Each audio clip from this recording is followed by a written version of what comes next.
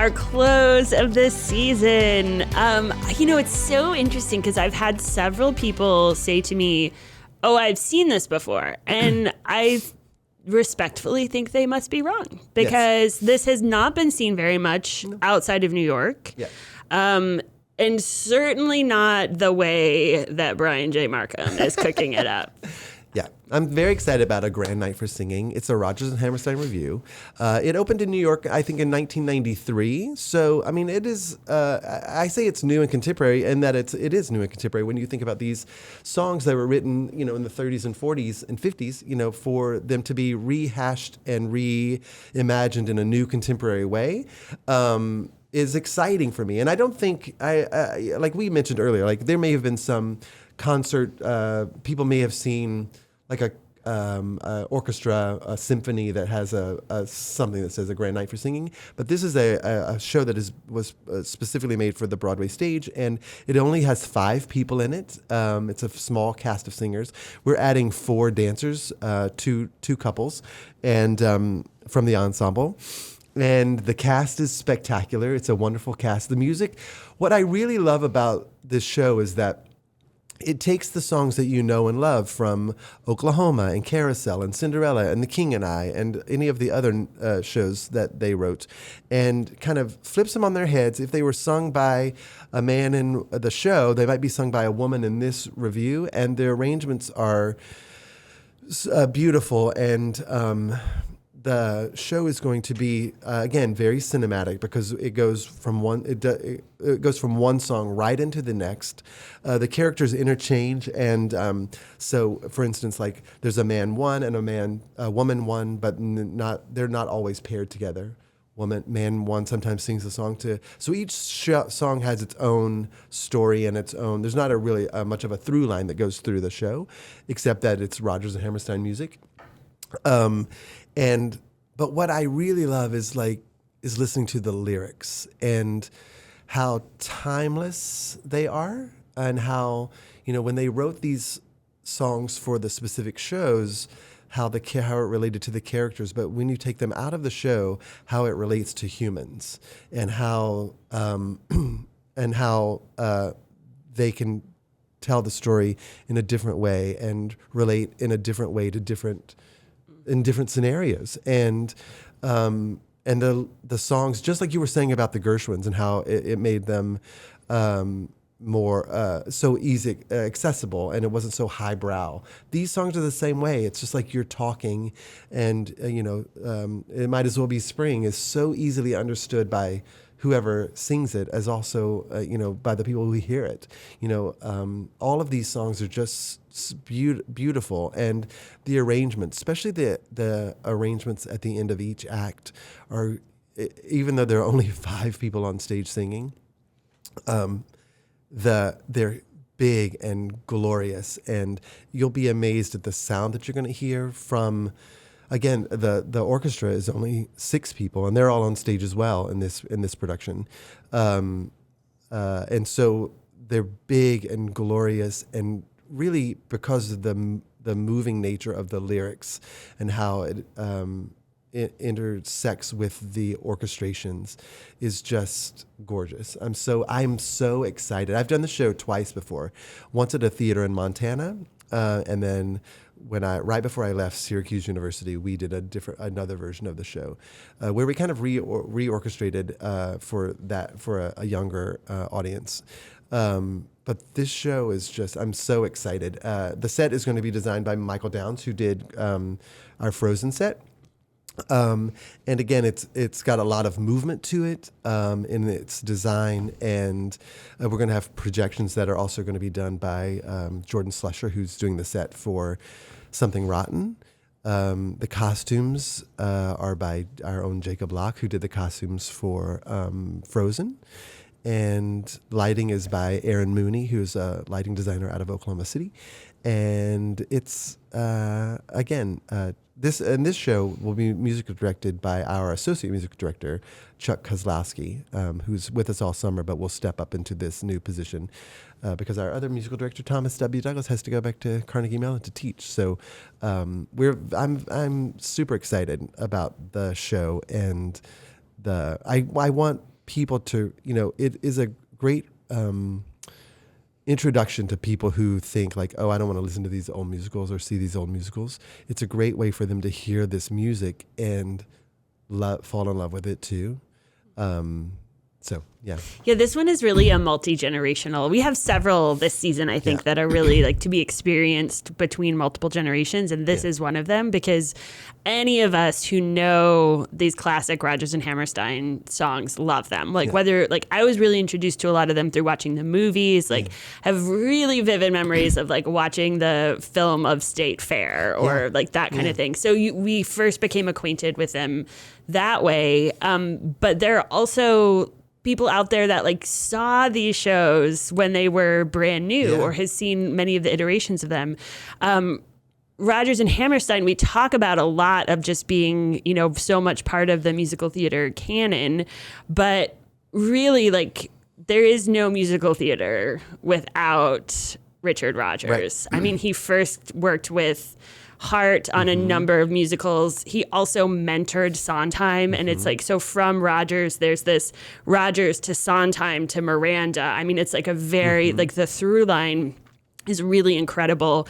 And he is one of there's not that many people out there. He doesn't only have an EGOT, he has a PGOT because he also got a Pulitzer. So he's got, multiple Tony Awards and all of the decoration. He wrote about 900 songs and 40 musicals. I mean, it's just an incredible body of work. And then Hammerstein was really he was part of a line of very famous theater people. Like his grandfather was an opera impresario, and it's actually his grandfather. He's Oscar Hammerstein II, and it was actually his grandfather. It skipped a generation. And then his dad was a theater guy. His uncle was a Broadway producer. So he like rebelled and went to law school, and then like theater caught him. And he that's where he met Richard Rodgers, and they started writing together, and just, I mean, the best of the musical theater canon, Sound of Music, Oklahoma, like King and I, all of these things. And like the American songbook would not be the same without them. You can't even go to pop music or like any genre and not find hints of their music. You find it in jazz, you find it in hip hop. I mean, they're sampled all over the place, right? So it's just like to have all of these songs together in one spot and then have this very theatrical presentation of it. So like, it's so fun because I've been here now, I think this is going to be, my 12th summer. And like every year there's always people are like, well, I don't know. And like Wayne always used to say like, well, I feel like they should just trust us, right? Like we do good stuff. Like they should, and this is one where it's like, just trust us. You're going to have an incredible experience. And what I have found so far in the years of working with you is that when you say, I'm really excited about this, it's going to be great. Like, you haven't not delivered. Like, you deliver every time. Like, it's always great. It's always going to be really exciting. So I'm really thrilled. I can't wait for this one. Yeah. Well, the musical starts with all the sounds of the earth are like music. And it starts with these sounds from nature. And so we have also, there's only 6 orchestra members, and they're all and you know how great our orchestra members are. So it starts with this beautiful cello, and then there's this great moment that in the show where we do Kansas City that has this great saxophone solo in it too. And so we have great it'll be great showcases for all of the people in the show, not just the actors but the musicians as well. In regards to Richard Rodgers and Hammerstein, when they wrote their, I think they did 9 musicals together as a team. And Oklahoma was such a huge. It changed the face of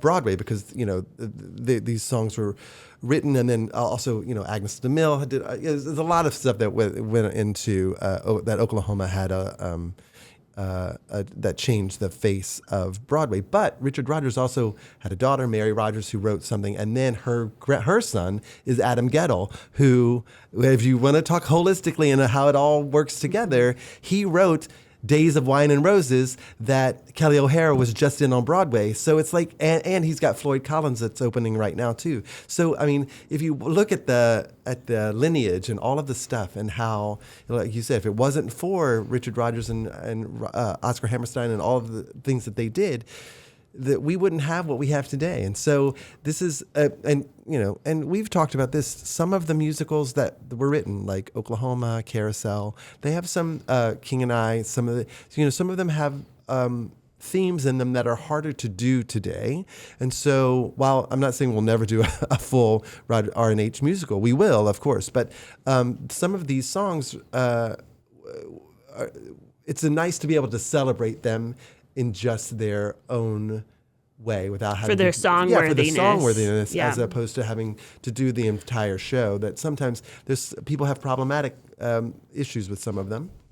So it is nice to be able to celebrate R&H in a way that they need to be celebrated, and that people can learn, especially a new generation, can learn about their songs. And what I said when I was auditioning people to agents was like, I want to have a very diverse cast that's coming to do these songs. I want them to have a point of view, and I want them to have a voice that's somewhat, that's new and exciting and young and fresh and hip.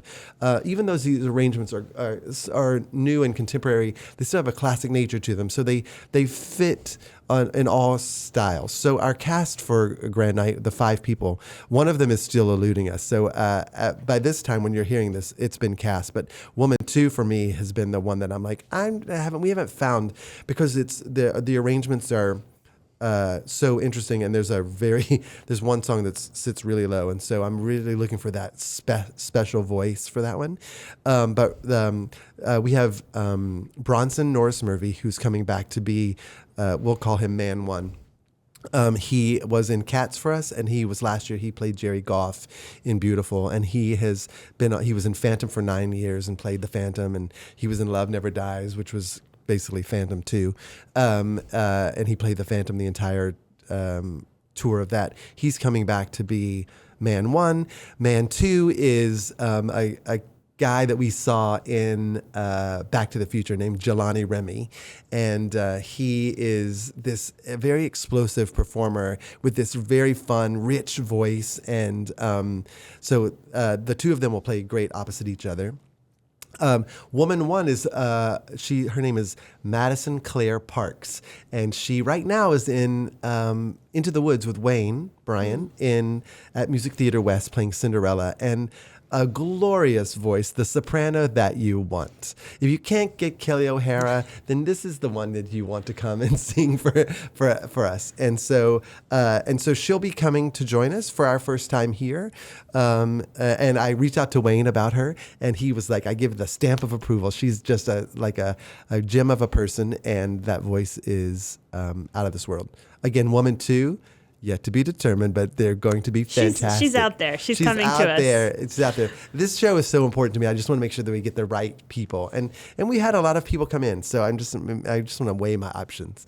And then there's 3 women in the show, and so Woman 3 is a new ensemble person coming.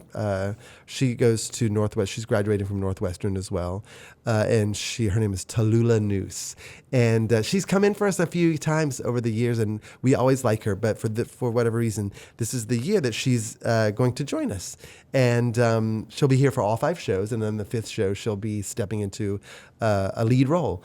And she's a wonderful dancer, but she also has this really cool voice, and so we're excited that she's going to be joining us. And then we have 4 ensemble people. Joshua Messmore, who we spoke of, he will be playing Nigel in Something Rotten, but he'll be a dancer in this. Along with Lacey May Jack, who is in the ensemble. She's been with us last year as well. And then a new ensemble member named Ellen Pierce, who goes to University of Oklahoma. And Brian Chung, who is graduating from University of Cincinnati, CCM. And so they'll be our dancing ensemble. And they all can dance their faces off, and they all have great voices.